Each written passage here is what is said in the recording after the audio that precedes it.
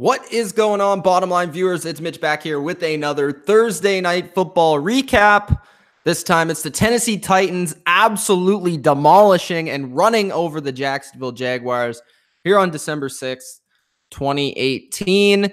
And the Tennessee Titans, the big storyline I'm going to discuss today is not only Derrick Henry and his historic day with the 99-yard touchdown, the second in NFL history, but also the Tennessee Titans' chances at a playoff spot when we really have been considering the AFC playoff teams and the wild card participants. We've been discussing the Baltimore Ravens, who are in the lead spot right now to make a move. We have been talking about the Indianapolis Colts, but we haven't even been considering a team in their own division, the Tennessee Titans. The Tennessee Titans with a big win here tonight on Thursday Night Football do up their chances of making the playoffs and making a run into those playoffs. So we'll talk about that a little bit and a little bit about this game. This is going to be a shorter recap because it's just me today, and obviously this game was not the most entertaining in the world. It was pretty boring and dull. So we're going to keep it short, but we're going to keep it fun. So let me know what you guys think in the comment section below. What did you think of this game? What did you take away from it? Anything from the Jaguars' perspective? Anything from the Titans' perspective? Just let me know in that regard in the comment section below. Okay, so let's get into it. First, a shout out to Mr. Wong, who's in the chat. Heartbreaks 808 says nice, and Rob says what up? What's going on, Hot Take Hockey? The guys are in the chat. This was a boring game, but we're going to try and get what we can out of it. So the Titans win 30-9, and again, they put this game on Thursday Night Football, and again, is it not a very entertaining game? But the Tennessee Titans do prove them to be a team to go into position for a playoff spot. So they're 7-6 now. They win 30-9, and Marcus Mariota did not have to do much in this game. He was 18 for 24 and had, let me see, 162 yards. One interception, was only sacked once, and had a 75 passer rating. So he did not do much, but he only had 6 incompletions, made one mistake in the game, which was basically just a bad throw. I would just chalk it up as a bad throw. The decision wasn't that bad if I can understand what he was trying to do there. It just seemed like it came out poorly from his hand. Or maybe he read the play wrong and then he was in mid-motion to throw the ball and it just came out weird. But he had a guy open underneath. It just seemed like he overshot him and missed his target. I'm not exactly sure what he was going with. I would have to see a different perspective on the interception. But that was just a bad pass. And that basically allowed the Jaguars to stay in the game for the first quarter, but pretty much from the first drive on, the Titans dominated this game on both sides of the ball. Their defense was getting after Cody Kessler.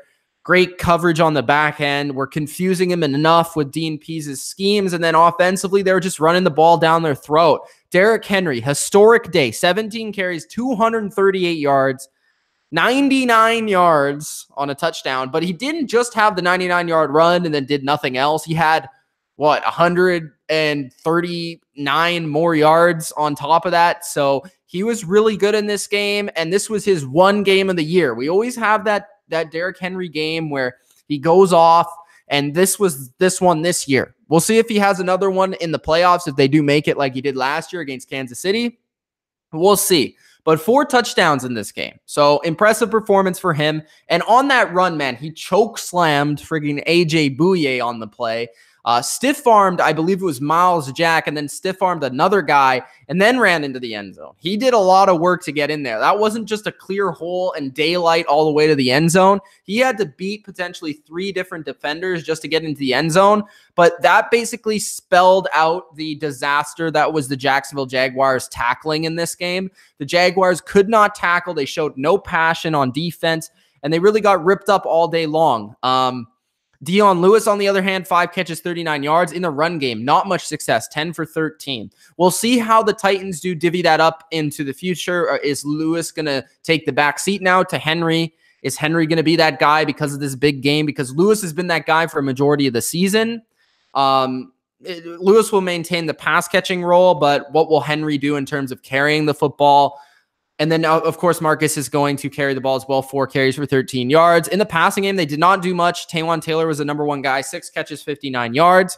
They did lose their top tight end in this game. So we'll see if he does come back, how serious the injury was. I'm not sure, but he was a young player sort of making his way. And even in the Patriots game, where they really put that on the Patriots a few weeks ago, he was crucial to that game. And he's been really nice since taking over for Delaney Walker. So we'll see if he comes back.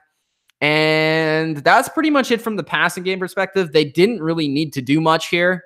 And they basically just ran the ball. And they ran to the ball to the point where the fans were actually cheering for Derrick Henry to get the ball in the fourth quarter when they were up by 21 points. So that's the way the game went. Defensively, I thought they played well. Really no mistakes. Jarrell Casey was dominant up front. Big time against Leonard Fournette, because Leonard Fournette was basically the only thing you need to stop on Jacksonville. And Jarrell Casey gets 1.5 sacks, but also big in the run game. Kevin Byard had a sack, as well as Logan Ryan. So 2 sacks from the secondary. Front seven was solid, like I said, just defending the run and not letting Fournette do anything. There was no holes really to be had there. The coverage was nice. I thought Butler played well. Other than that, I mean, not much else to really be said. I just thought the scheme was really sound. Players were in the right positions, and they didn't give up any big plays or easy plays to the Jaguars. The only way that an offense like the Jaguars can beat you is if you give up easy plays. I also thought that the front of the Tennessee Titans dominated the offensive line of Jacksonville in both facets of the game, passing and running. So great game for the Titans defense. For the Jaguars, the quarterback, Cody Kessler, 25 for 43, 240 on the day, 1 touchdown, sacked 4 times under a lot of pressure, not just on the 4 sacks, but past that. He had to scramble outside the pocket a lot and try and find plays. People are going to put this on Kessler. A lot of people will. I think he's not a good quarterback, but for his standards, I don't think he played awful. I think a lot of it was the offensive line. And obviously, you can't help a quarterback this poorly by running the ball for only basically less than 50 yards. I mean, Kessler had 17 yards himself, and then they had 43 yards with their running backs. So if you're going to get 43 yards from Fournette and Yeldon, you're going to lose this game with Cody Kessler at quarterback, with Blake Bortles at quarterback. And then you're playing on the road in Tennessee, and your defense is giving up 250 yards rushing. This was just a bad game from the Jaguars overall, and they got their butt whooped up front by the lines of the Titans. The Titans up front really dominated, and if they're going to have a chance in the playoffs, if they do make it, they are going to need to whip people up front. That's what they're going to need to do if they're going to win a game in the playoffs or even make the playoffs, period. That is their strength of their team, stopping the run, running the football. They need to establish that early and often to have a chance to win against playoff teams. If not, they're not going to win.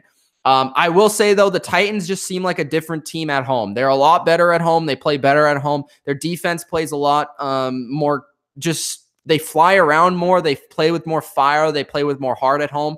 I don't know what it is, but it just seems their fan base gets them into it.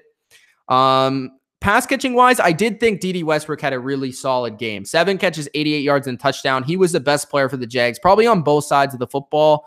Keelan Cole had a couple of big plays. He had 53 yards. I thought Moncrief was awful. He did have 5 catches for 46 yards, but he dropped at least 2 to 3 passes in this game. He had 10 targets. Him and Westbrook had 10 targets. Moncrief basically had 5 catches, and Westbrook had 7. So Westbrook was more efficient with his targets. He also didn't have any just terrible drops. And in some big plays in this game, Kessler went to Moncrief, and he just disappointed. So overall, it was bad there. Defensively, I thought the secondary played pretty well. Bouye and Ramsey did their parts. I don't think that the front 7 played well at all, considering they did not get a lot of pressure on the quarterback, and then the run game was just shredding them all day. They got dominated, physically dominated, and if you're a team like the Jaguars, that cannot happen. It simply cannot happen, and the Titans just ran their way to a victory in this game and ran their way into a potential playoff spot. That's what I'm going to talk about next, and then I'm going to get to the chat, and then I'm going to get out of here. So let's look at the Titans schedule real quick.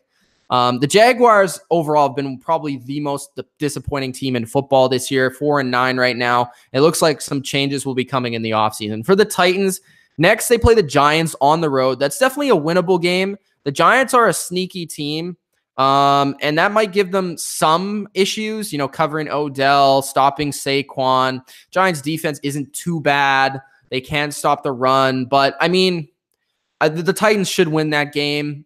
And then they play Washington at home. They'll definitely win that game with Mark Sanchez at quarterback. And then it really comes down to that Colts game. I honestly think we could be looking at that Colts game. It's at home. And if the Titans can beat the Colts at home on December 30th, then they'll make the playoffs. If they do not win that game, they might be giving the Colts an opportunity to make the playoffs. Because when looking at the Colts schedule, they do play, they had the same schedule entering this game. So now the Titans are 7-6, the Colts are 6-6, the Ravens are 7-5. The Ravens still play the Chiefs and the Chargers. So those are likely to be 2 losses. We'll see what happens on Sunday. If the Ravens can beat the Chiefs, then that changes a lot of things. But the Colts, looking at their schedule just head-to-head, they play the Texans this week, which is not easy, and that's on the road. So that could potentially be a loss. And then they play – who else do they play? I'm trying to scroll down to the schedule, but the computer is not working. Okay. They play Dallas, so that's not easy either, but that game is at home. So when looking at it, and then they play the Giants, same team that the Titans play, and then they play the Titans. So the Titans have the easiest schedule out of the Ravens, the Colts, and the Dolphins, and all the other teams that are the Broncos, all the other teams that are lined up. The Titans have the clearest path to making it. And I think you could say that the Titans could be the favorite to get that position. But I want to know what you guys think. So let's go to the comment section. I hope you guys are enjoying this recap so far. If you are, hit the like button. Also, I just quickly like to plug the video I made today, which was the Philip Lindsay video. Go check that video out. Why, in my opinion, Philip Lindsay is the must-watch rookie of the season. Mr. Wong says, one guy in my league had Henry on his bench. Yeah, one guy in my league, in a very big money league, had Henry on his bench, and he was freaking out in the live chat. So that was hilarious. Jeremy says, Jaguars. Mr. Wong says, sure pulling for Lewis to get that touchdown in the 4th. Jizzy says, if only David Johnson can do the same thing. We'll see. We'll see. Jeremy says, did anyone else draft Le'Veon 3rd overall? I actually am lucky. I never had the opportunity to draft Le'Veon. The one league I did have the opportunity to, I picked David Johnson instead. Not the greatest pick, but it was still solid, and he's still a #1 running back. So I'll take it over a guy that didn't play at all this year. Dame says, I benched Derrick Henry. That sucks. I mean, though, like, I would have benched him too. Like, it's just tough. Like, it's something that happens. But I mean, when a guy has one game all year, are you really going to start that guy until he has that game? You know what I mean? At least I didn't have Derrick Henry in any league, so I don't have that regret. But like, at the same time, are you really going to start a guy that is bad all year and then all of a sudden you think he's going to go off? Come on, man. Predator says, I do not know what more to do. What more do you want Kessler to do? Jags running game is completely lacking. The Jags everywhere is completely lacking. Jeremy says the Jets looked better than the Jags against the Titans. The thing is, the Jags had a great game last week against the Colts. And then this week, they just came out and flat. Like, is it the Thursday night thing? Is it just the Jags giving up? I don't know what it is. But Derrick Henry as a player is pretty meh. But he does have some good games, Predator. That's the thing with him. Is like he'll explode for a couple of games a year where you're like, whoa, you see the potential and the size and the speed and the combination. But then other times he's just crap. So I don't really know where to go with him. I think he's okay. You know, I don't really think he's a top half running back in the league. And I know that's crazy to say after the guy had 200 and something yards, but he's probably like a bottom starting running back in the NFL. And that's just the way it is. And sometimes those guys have great games. That's just the way it is. So I hope you guys enjoyed this recap. If you did, hit the like button, subscribe to the channel if you haven't already. That's pretty much all I got to say about this game. Look out for the Titans going to the playoffs because they have an easy schedule, and Derrick Henry had a great game and the Jaguars stunk it up. So that's all I got to say. Hope you guys enjoyed. If you did, hit the like button and subscribe. And it's Mitch of the Bottom Line View. We'll see you next time, and peace out.